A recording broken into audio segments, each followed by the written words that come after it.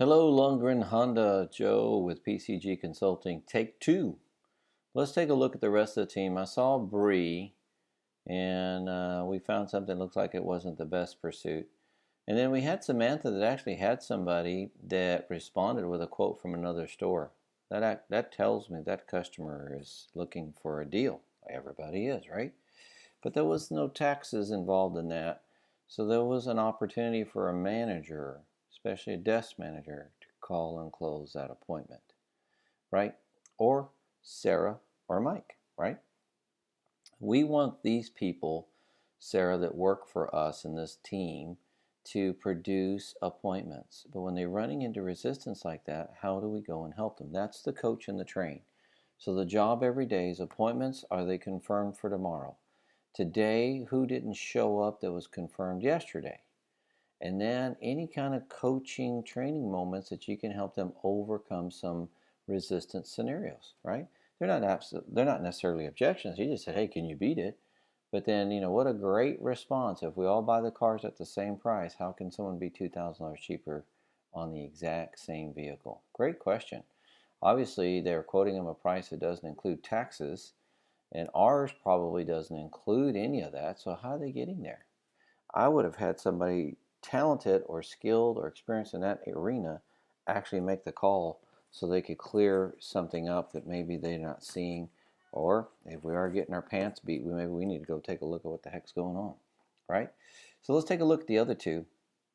You got Maggie and then there's you. So let's just take a look at Maggie. 20 emails that are going out, and I really want to look at the task. Let's just go pick something and it doesn't really matter, I'm not really trying to fish for anything really hard. Look at all that stuff. Could there be a couple car deals in there? Could she have 5 appointments, 10 appointments out of that and bring somebody to the show? Looks like a lot, right? Please follow up. Please follow up. I'm not real sure where those are. Dealer website, 13 days, 18 days. Review customer dashboard, 7-day-old phone lead. That's a phone pop. Kind of gives you an idea. 8 days old. Dealer website. I don't know. Let's just go look at one that's kind of fresh. I'm going to go back to the top here in a minute. Let's see here. That's an inbound phone call. Let's go up here to the top where she at least had some leads. She's got a lot of work to do. And I can't imagine we do not have time to make outbound phone calls. But I'm just going to pick on the car gurus. Let's see. Okay. Don't know. That doesn't sound like the appointment she had today. I thought that was a Johnson guy. All right, let's take a look here. Vehicle's no longer in stocks. Ford Fusion SE. It's a featured vehicle highlighted. 26,000 miles. It's a 14. And we probably got a pretty decent price on that rascal. So I imagine it's gone. Here we go. Actively Car Gurus. This guy is in Auburn. He's in your backyard. Non-metallic solutions. So he's got his work email. Bet you the firewall is going to block all the cool check. I'm interested in this car on 5/5, 6:37 p.m. Let's see what 5/5 was. That was Tuesday. So we're during the week. That's actually my second day I was there. So as I left to go to the airport, this little dude came in. So let's see what happened here. And email prospect. Let's take a look what she sent. And thank you so much. Same kind of transparent honor. So we're still doing the one price. I'm okay. Sorry about that. So I'm okay with that. Look at that. Pow. What is the first thing I noticed, right? Good job, Maggie. And then they're looking at a $15,000 car. You said a $20,000 car. It's a 15 model. Man, that's a juicy new used car, huh? And then you sent a 14 LX, which is probably pretty close there, right? I just wish you would have sent a white one like they were looking at. That's cool. Send what you had. function form flows. Just make sure that this is open. A little bit bigger. Maybe those signature lines like we mentioned about, but nice job. Send it out at 6:59. Lead came in 6:37. So there's my one email, outbound phone call, sent text. Boom. Love it. Says no contact. So let's make sure. You know what? I don't know if I set you guys up on text now. We're going to have to make sure we did that. Email reply to prospect. Why purchase for me? So this is 9:21 a.m. So the next day, I get your 4 hours later is tomorrow. But I didn't really make a call. I like the text, but you could have made a call too. I'd like to see email 1, call 1, text 1 done at the onset. Email 2, call 2, 4 or 5 hours later. So there's your story about a man named Jed or Maggie.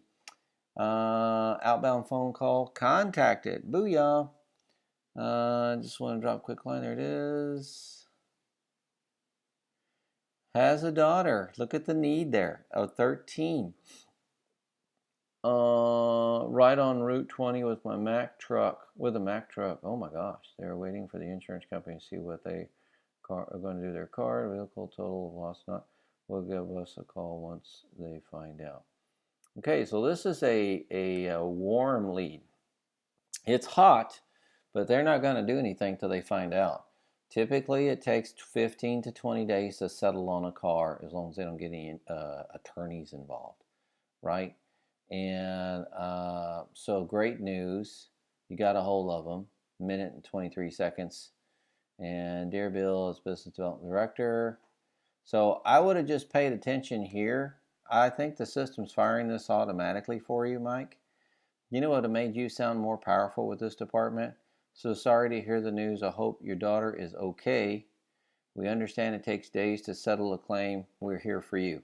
I'm a second set of numbers, or I'm a second contact for your convenience. You see what I'm talking about? You got to personalize yours outgoing too. Can't do it all the time. What's wrong with Sarah doing that? Okay.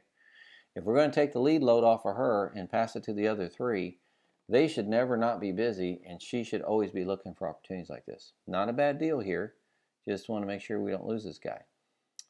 Sent you a quote on the Ford Fusion you inquired about. Want to see if you received it. Well, I'm talking to the guy. So contact was already made. I shouldn't be following the template process because contact's already made. Is there a good time for you to come out and test drive it? Why would they come out and test drive it if the claim's not settled? What if they don't total the car? Then you're wasting your time. So just a heads up. And then, hello Bill, just want to drop a quick line, find out if there are any more questions so I can ask.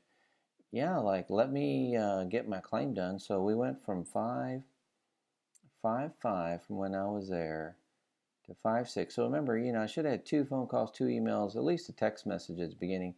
But we already made contact. Once contact is made, the follow-up process stops as far as the initial unresponded process, right? Now that he's responded to you, you've got to work this a little different. And part of this is following suit with the dang claim. So here it is, 5/11, 5/31. What is the standard claim period in your state? I know where I come from in other states, 15, 20 days. Some insurance companies make you go 30 days anyway before they let you close out a claim. If it's pretty cut and dry, and the other thing is, if they can make the other party liable, which it sounds like they are, or maybe they're not, I don't know.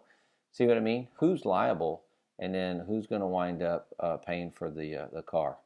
Then that's going to generate the need for the purchase or not. Thanks a lot.